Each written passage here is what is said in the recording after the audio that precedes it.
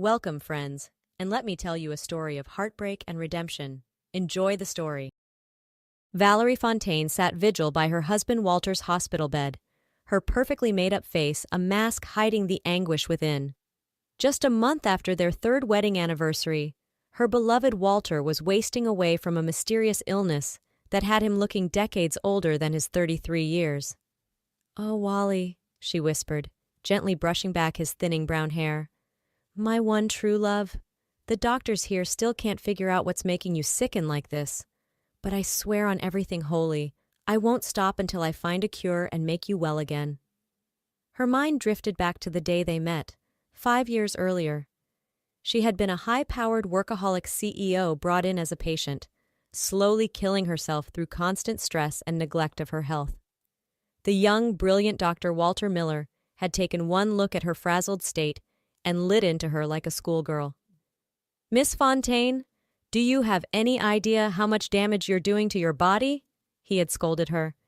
"If you don't make serious lifestyle changes immediately, you'll be dead before you're 50. At first, Valerie had been offended by the arrogant, handsome young doctor's stern lecture. But his harsh words and obvious concern for her well-being had quickly melted the icy walls around her heart. Within months, their doctor-patient relationship blossomed into a scandalous May-December romance, despite the 10-year age gap with Valerie as the older woman. Her friends had warned her Walter was a conniving gold digger. Just after her vast personal fortune, he'd already been fired from 2 other clinics for reasons no one could discern. But Valerie had been blinded by love and married him anyway when she was 40 and he was just 30. She had cut off anyone who dared suggest her beloved Walter was a fraud. And now he was failing before her eyes in what should have been his prime, the life slowly draining out of him day by day. Every doctor in the prestigious Shady Palms hospital where Walter worked had examined him, but came up empty on a diagnosis or cure. A profound guilt overcame Valerie as she wondered if her own insecure jealousies and constant suspicions that Walter was being unfaithful had ultimately made him fall ill. "Please hang on, my darling," Valerie sobbed, clasping his bony hand. "I'll do whatever it takes to make your final wish come true, to be buried in that beautiful private cemetery we stumbled upon when my limo broke down. You always said it was the most blissfully serene place you'd ever been. I'll move heaven and earth to make it happen, my love. Just please, don't leave me." The next morning found Valerie wandering the pristine, lushly landscaped grounds of the exclusive Whispering Pines Memorial Gardens Cemetery. Only the wealthiest and most elite members of society were allowed to be interred here after passing an intense vetting process. She marveled at the ornate mausoleums, statues, and water features as she tried to map out the perfect final resting place for her Walter. As she turned a corner, she came across a young homeless girl who looked no older than 11 or 12. The dirty, stringy-haired waif was curled up against a mausoleum, shivering in ragged clothes despite the Florida heat. "Hey, you can't sleep here," Valerie barked in a tone much harsher than she intended. "The groundskeepers will chase you off if they see you trespassing." The girl looked up at her with sad, hollow eyes. "The grounds crew don't come in till the mornin', lady. I know 'cause I've been sleepin' here on and off for a couple months now." Valerie felt a pang of pity. This child's life must be unimaginably difficult if she had to seek refuge amongst the dead. "I'm Christine," the girl said, sticking out a tiny, grubby hand. "Valerie," she replied, shaking it gently. "You must be terribly hungry. I have some snacks in my car if you'd like some."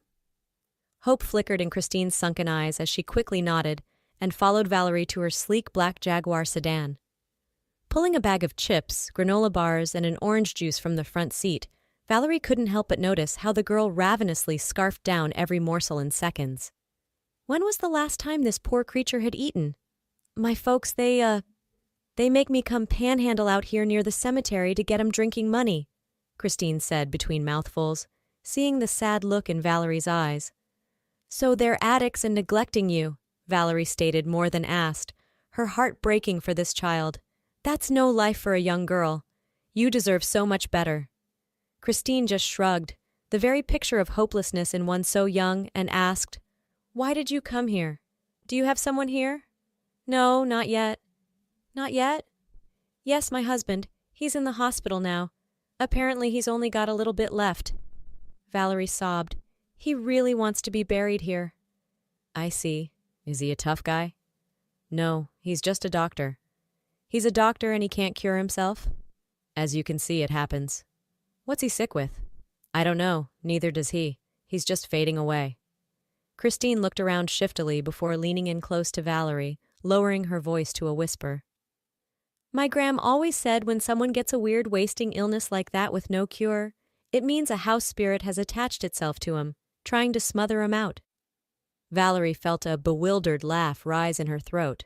A house spirit? This dirty waif believed in some sort of supernatural folktale? The only way to stop it, Graham said, is to get the spirit on camera as a ghostly mist or something.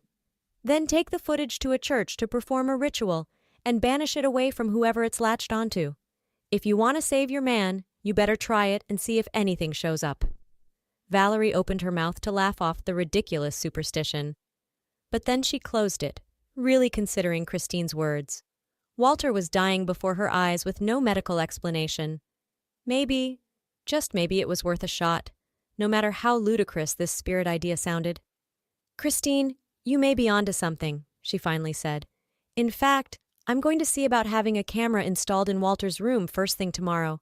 If it catches anything abnormal on film, I'll know what to do next. Christine beamed at her in a surprisingly cynical way, looking 20 years older than her actual age. That's the smart play, lady. You do whatever it takes to beat this thing, you hear? I'll be pulling for you. Something told Valerie this tough-as-nails street urchin had just imparted legitimately wise advice, despite her ragged appearance and hardened manner. Thanks for the tip, Christine, Valerie said warmly before climbing into her car. I'll let you know if anything develops. Oh, and be sure to take shelter somewhere safe tonight. It's supposed to rain. As she drove off, Valerie couldn't shake the lost little girl's haunting words about vengeful spirits from her mind. She planned to have the camera installed first thing in the morning, just in case some kernel of truth lay behind that zany old wives' tale. The very next day, Valerie had convinced the hospital administration to allow a hidden camera to be installed in the corner of Walter's private room. Some couples wanted to capture the miracle of childbirth on film, she had reasoned. So why couldn't she do the same for her dying husband's potential final moments? Against their best judgment, the admin staff had relented and set up the pinhole camera. That night, Valerie sat alone in the vacant security room, staring at a blank screen as it awaited being activated by motion in Walter's room. She had been racked with guilt all day for stooping to such underhanded measures. Maybe because deep down, some part of her feared her handsome young husband had been unfaithful, and she needed to know for sure. Finally, right around 11 p.m., the screen flickered to life as it detected motion in Walter's room. Valerie's jaw dropped at the sight before her. There was Walter, looking perfectly healthy and energetic as he paced around the room speaking fervently into a cell phone. And then a beautiful young woman in a slinky red dress slipped in from the adjoining bathroom, flashing Walter a seductive smile before draping herself provocatively across his bed. "Who the hell is that?" Valerie hissed under her breath, feeling a pit of rage and betrayal burning in her stomach. The mystery woman laid back, hiking her dress up to reveal toned, tan thighs as Walter hungrily drank in the sight, his call seemingly forgotten. He clicked off the phone and pounced onto the bed, hungrily devouring the bimbo's lips with his own in a feverish kiss. "Oh, Wally, you silver-tongued devil," the woman purred in a breathy voice when they finally came up for air. "Tomorrow's the big day when your dried-up old battle axe of a wife signs everything over to you. Then we can finally blow this trap and split for our beachside paradise." Valerie felt her blood run cold at the strange woman's venomous words. Her worst fears were confirmed. Walter had been faking this entire illness in some sort of twisted scheme to inherit her fortune. "That's right, baby," Walter growled, trailing kisses down the woman's neck as his hands roamed greedily over her body. Old Valerie's fortune and her precious tech company, both mine for the taking. Once that dried-up prune signs her assets over, thinking it's her dearly departed husband's dying wish to get buried in that snobby cemetery, we're home free. "So it's all been an act?" the woman asked between breathy gasps of pleasure, as Walter's hands continued wandering. This whole deathbed routine? You better believe it, Marion, my love. Walter grinned wickedly. The idiot actually bought that I was withering away. Hook, line, and sinker. As soon as I get those signatures, your new boy toy husband is going to fake his own death. Then we'll skedaddle to our private beach villa and live like the king and queen we are on her dime. Valerie had seen and heard more than enough. She reached up with a trembling hand to tear the clip-on microphone from her blouse, cutting off the audio before she had to listen to any more of her husband's sordid betrayal plans. Hot tears of rage streamed down her face as she watched the love of her life ravage his latest fling, oblivious to the camera capturing his every move. She stormed out of the security room, knocking over a metal chair and startling the poor guard on duty. Her heart had been utterly shattered into pieces by the depth of Walter's deception. But an icy pall of determination was already setting in. If it was all-out war her bastard husband wanted to wage over her hard-earned empire, then she would show him no mercy. When Valerie returned to the hospital room the next morning, she had the family's corporate attorney in tow. They found Walter back in his bed, pale and withered as he had been, playing up his death's door routine for all it was worth. "Ah, my darling angel," Walter said in a weak, rasping voice as Valerie pulled up a chair next to the bed. "And I see you've brought Mr. Shapiro from legal to get the paperwork ready. How utterly thoughtful of you both." "Indeed," Valerie replied coldly, her expression an icy mask of stoicism. She set a manila envelope down on Walter's bedside tray, sliding it across to him. "What a relief it will be to have everything settled before... Walter choked up, feigning emotion as he trailed off. "If only I could see my final wish of being laid to rest in that beautiful private cemetery fulfilled." "Don't worry. I'll make sure you get your final wish," Valerie said coolly. "Go ahead and open the envelope, dear husband." Walter greedily tore open the clasp, his bony hands trembling with unbridled avarice. He eagerly fished out the sheaf of papers inside and scanned the top page, only for his face to fall in stunned disbelief. These are divorce papers," he sputtered, the pallor of his face now becoming very real and pallid with shock. "You're leaving me? Kicking me out with nothing while I'm on my deathbed?" "Did you really think I wouldn't see through your pathetic little act?" Valerie sneered, leaning back in her chair as she crossed her legs haughtily. "I've got the whole sordid thing recorded for posterity. You, your little whore Marion, the whole beach getaway plan once I signed everything over to you." "Valerie, I can explain everything," Walter blubbered, panic flashing in his eyes. But Valerie was already reaching into her purse and pulling out her cell phone. With a few taps of perfectly manicured nails, Walter's cruel, gloating voice filled the room. "Once that dried-up prune signs her assets over, thinking it's her dearly departed husband's dying wish to get buried in that snobby cemetery, we're home free. As soon as I get those signatures, your new boy toy husband is going to fake his own death. Then we'll skedaddle to our private beach villa and live like the king and queen we are on her dime." The blood drained from Walter's face entirely as his own damning words poured from the speaker. He opened and closed his mouth uselessly like a gasping fish, desperately trying to concoct an excuse or denial. But Valerie simply stared at him in cold contempt until the recording finished. "Sign the papers and get out of my life for good, you miserable con man," she said evenly, sliding the pen from the envelope towards him. "Don't even think of trying to fight me on this, or I'll release that tape to the cops and make sure you get nailed with criminal fraud charges."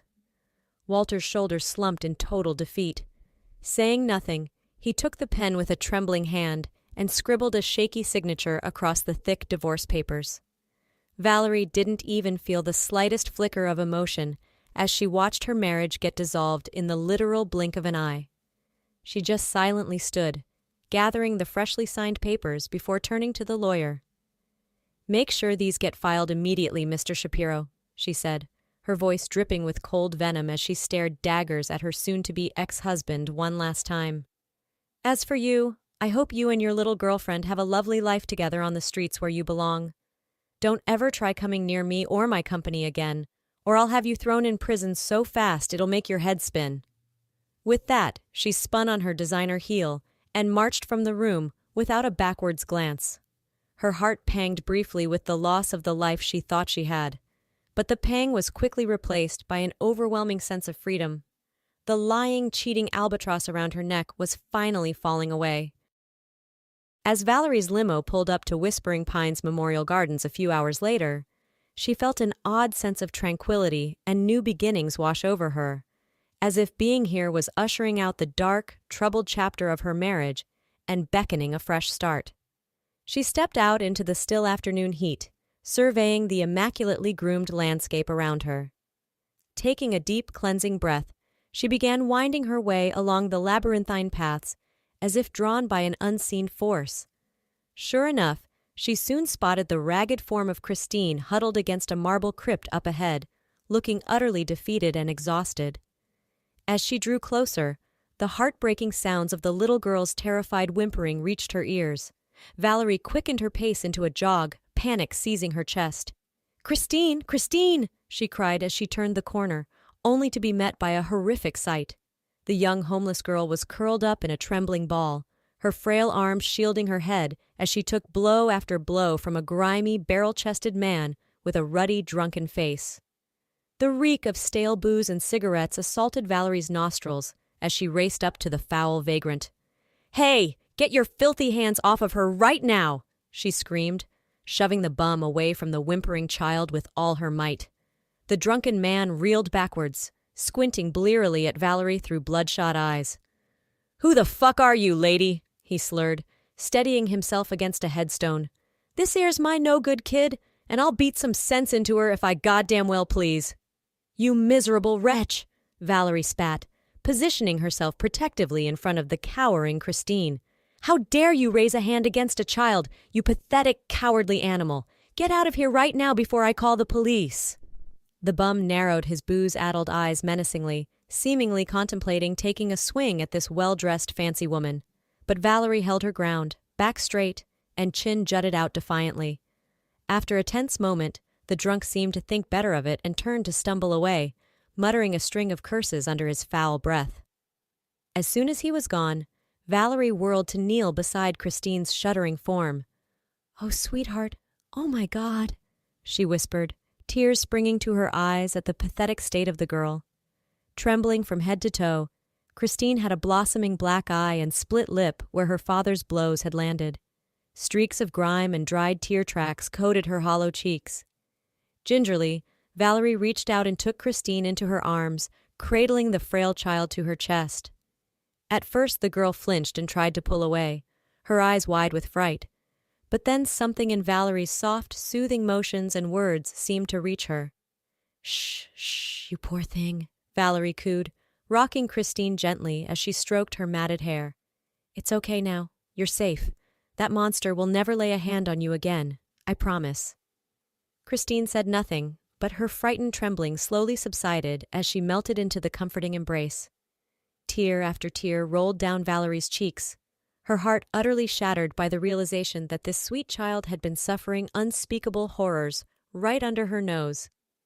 She thought of her own cold, privileged childhood, loveless, but at least free from abuse, and a new sense of purpose blossomed within her. "Come now, darling," she whispered once Christine had calmed. "You're coming home with me, and we'll get you all cleaned up. Then, if you'll have me, I'd be honored if you'd allow me to give you the loving home and family you've never had." Christine lifted her bruised, puffy face to search Valerie's eyes, as if struggling to comprehend the magnitude of what she was offering. A childhood free from drunken rages and panhandling in cemeteries just to survive. A real mother's love and chance at a real future. After what seemed like an eternity, the girl gave the tiniest tentative nod, and in that moment, it was as if a great spiritual burden had been lifted from Valerie's shoulders. Her marriage had dissolved into ashes that day, but from those ashes, the first warm lights of a brand new life's purpose had been born. Christine would go from homeless, abused urchin to Valerie's daughter in every sense of the word. She would raise this child right, providing every opportunity and all the unconditional love she herself had so craved growing up. And maybe, just maybe, that would help heal the last lingering wounds of Valerie's own heart. Gathering Christine into her arms like a precious gemstone, Valerie stood and carried the girl out through the meticulously groomed grounds of the Whispering Pines Cemetery. With each step, she felt lighter and more energized by the future stretching out before them both. Turning to cast one last glance over her shoulder, Valerie felt a sense of finality, seeing the ornate headstones and mausoleums slowly receding behind her. Her old life, with all its betrayals and crushed dreams, would soon be laid to rest here. But more importantly, it was the sacred ground where she had found her new reason to keep living, little Christine, her soon-to-be adopted daughter. A whole world of possibilities lay ahead for them both, and this time Valerie vowed to get her new family absolutely right.